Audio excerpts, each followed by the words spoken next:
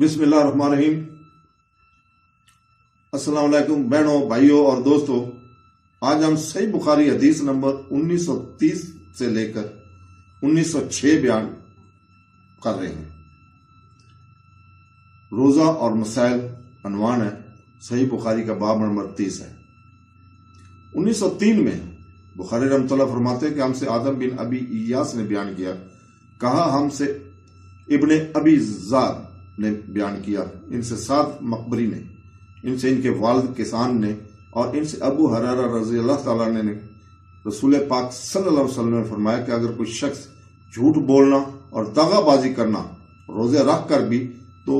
نہ چھوڑے تو اللہ تعالیٰ کو اس کی کوئی ضرورت نہیں کہ وہ اپنا کھانا پینا چھوڑ دے۔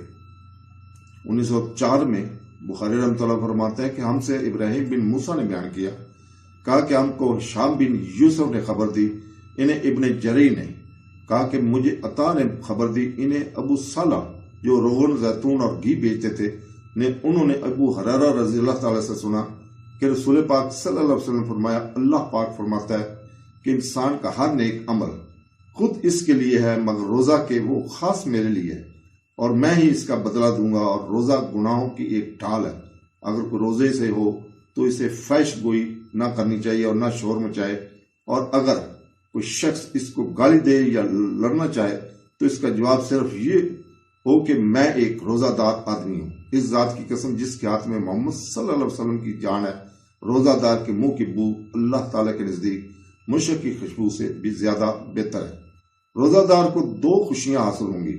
ایک تو جب وہ افطار کرتا ہے تو خوش ہوتا ہے، اور دوسرے جب وہ اپنے رب سے ملاقات کرے گا تو اپنے روزے کا ثواب پا کر خوش ہوگا۔ حدیث نمبر 1905 میں بخاری رحمۃ اللہ فرماتے ہیں کہ ہم سے عبدان نے بیان کیا، انہوں نے ابو حمزہ نے، ان سے امش نے، ان سے ابراہیم نے، ان سے القمہ نے بیان کیا کہ میں عبداللہ بن مسعود رضی اللہ تعالیٰ کے ساتھ جا رہا تھا، آپ نے کہا کہ ہم نبی کریم صلی اللہ علیہ وسلم کے ساتھ تھے، تو اب نبی کریم صلی اللہ علیہ وسلم نے فرمایا اگر کوئی صاحب طاقت ہو تو اسے نکاح کر لینی چاہیے، کیونکہ نظر کو نیچے رکھنے اور شرمگاہ کو بد فعل سے محفوظ رکھنے کا یہ ذریعہ ہے، اور کسی میں نکاح کرنے کی طاقت نہ ہو تو اسے روزے رکھنے چاہیے کیونکہ وہ اس کی شہوت کو ختم کر دیتا ہے۔ 1906 بخاری رحمۃ اللہ کی حدیث ہے، 1906 میں بخاری رحمۃ اللہ فرماتے ہیں کہ ہم سے عبداللہ بن مسلمہ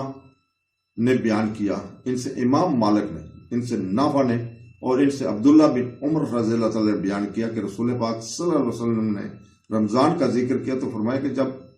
تک چاند نہ دیکھو روزہ شروع نہ کرو،